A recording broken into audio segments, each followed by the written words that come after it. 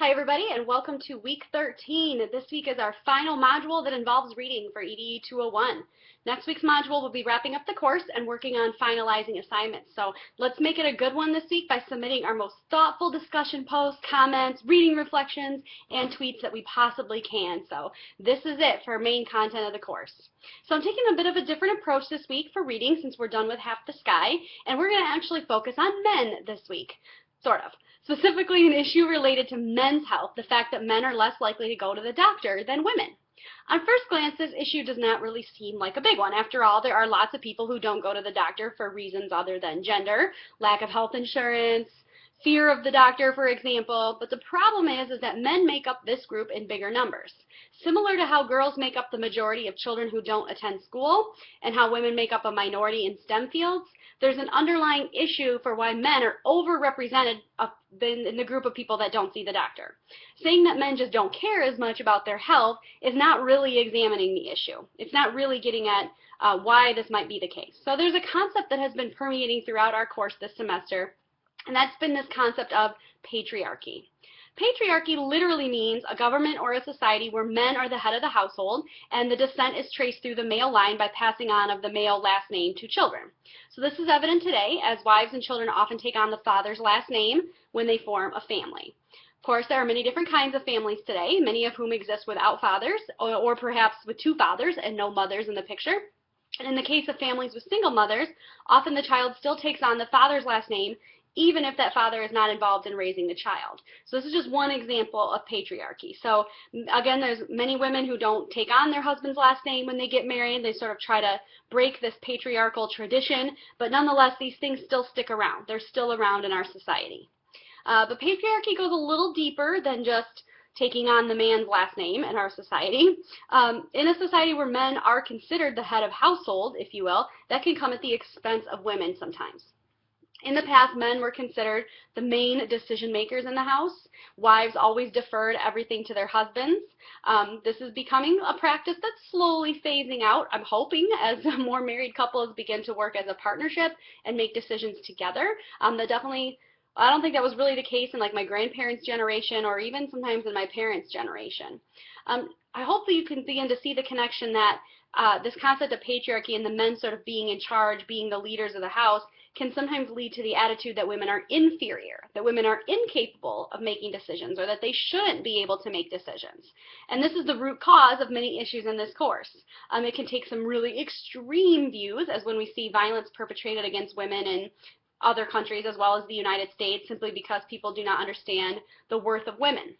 Right, so we've begun to see throughout this whole entire course how patriarchy can be around in little things like, oh, we take the guy's last name, all the way to extreme end of patriarchy might cause us to not understand that women are valued members of society.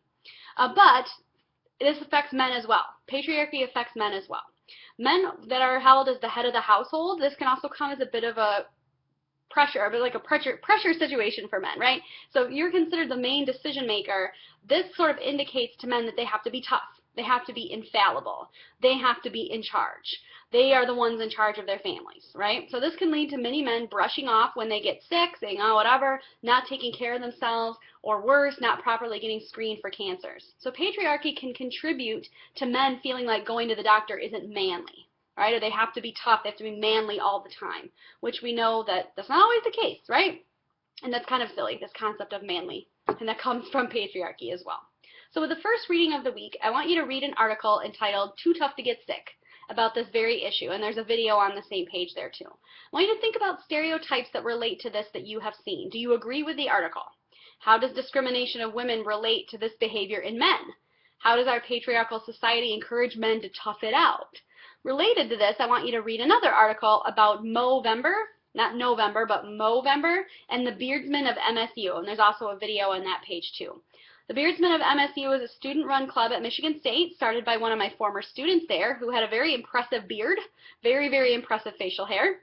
This idea of the club that he started is to raise awareness of men's health issues and to encourage men to get regular screenings for testicular and prostate cancer. The club does this by growing some fantastic beards and holding beard competitions as fundraisers for prostate cancer research. Definitely a creative solution to this issue. You can like them on Facebook if you're interested. They accept all members of their club, even if you don't go to Michigan State, if you're not a Spartan, and even if you're a woman. They accept women to the Beardsmen of MSU. So I like how it takes something traditionally manly, like growing a beard, and encourages men to break the stereotype that they're too tough to see a doctor. So I want you to read those 2 short articles about this issue with men's health.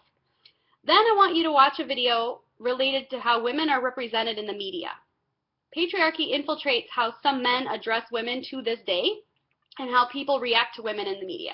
I hope this might make you aware of your everyday language that can sometimes encourage sexism unintentionally, or being able to recognize it and call it out in others, right? When you, for example, you'll see some examples in this video of how people only talk about what women look like, or they're only addressing what women look like instead of commenting on their abilities. Right, that's one example. I think this video is a really unique way to cap off our final reading for the course, our final module, and I really look forward to reading what you have to say about it in your various forms of discussion for the week. So, this is the last reading module, so this will be the last week to post on the discussion board, the last week to comment on others' posts, the last week to write a reading reflection, and the last week to tweet your thoughts for them to count as part of your grades. This is going to be our last discussion-related week. You're certainly welcome to continue tweeting as long as you would like. You can continue to use our hashtag EDE201, long after the course is over. I mean, if you found that a particularly helpful community on Twitter from our course, you can continue to contribute to this, so it doesn't close afterwards.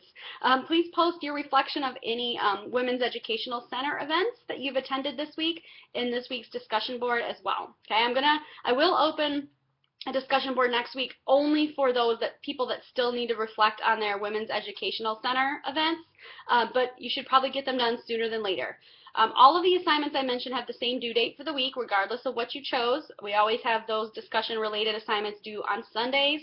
So this week it'll be Sunday, April 13th at 11:59 p.m. Your syllabus accidentally said April 14th, so just that's a Monday. Everything's due Sunday, right? So make sure it's on Sunday, April 13th. You also want to continue to work on big assignments like the regional issues paper and the book review if you chose those. Those are due on April 20th. Again, there was a little bit of a date issue, and I believe in some of my previous videos, I've incorrectly been saying the due date is April 18th. That's a Friday. We don't ever have things due on Fridays in here. They're always due Sundays.